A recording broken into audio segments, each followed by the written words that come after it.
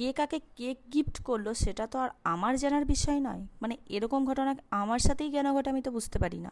তো hello everyone, আমি শ্রুতি চলে এসেছি তোমাদের সাথে শ্রুতিস কেক অ্যান্ড বেকে আরও একটা কেকের ডিজাইন নিয়ে।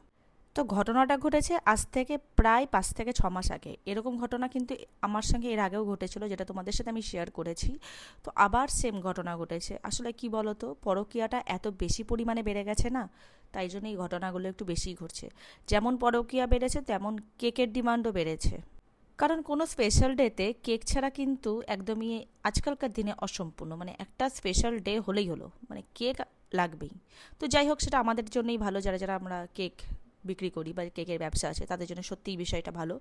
তো আমার কাছে হঠাৎ একদিন ফোন আসে রাত্রেবেলা, কি একটা 2 থাকের কেক লাগবে, সেটা ফন্টেন কেক, জঙ্গল থিম কেক। আমি আপলোড করেছিলাম, এই কেকটা নয় কিন্তু, ঠিক আছে?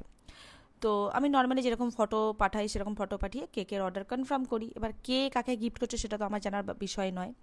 তো আমি কেক বানানোর পর আমার যেটা কাজ সেটা হচ্ছে ফটো ভিডিও আপলোড করা। আমি নর্মালি সেই ভিডিও আপলোড করেছি। এবার যে কেকটা নিয়েছে তার বউ হচ্ছে আমার ফ্রেন্ডে আছে, তো সে কেকটা দেখেছে, আর তার গার্লফ্রেন্ড কেকটা তার ছেলেকে গিফট করেছে। আর তার বউ আমাকে ফোন করে মেসেজ করে মানে মাথা খারাপ করে দিয়েছে কি কেকটা আমি কাকে দিয়েছি। আর আমি কাউকে কন্ট্যাক্ট নাম্বার দিই না, কারণ কে কাকে কেক গিফট করছে আমি কেন কন্ট্যাক্ট নাম্বার দেবো।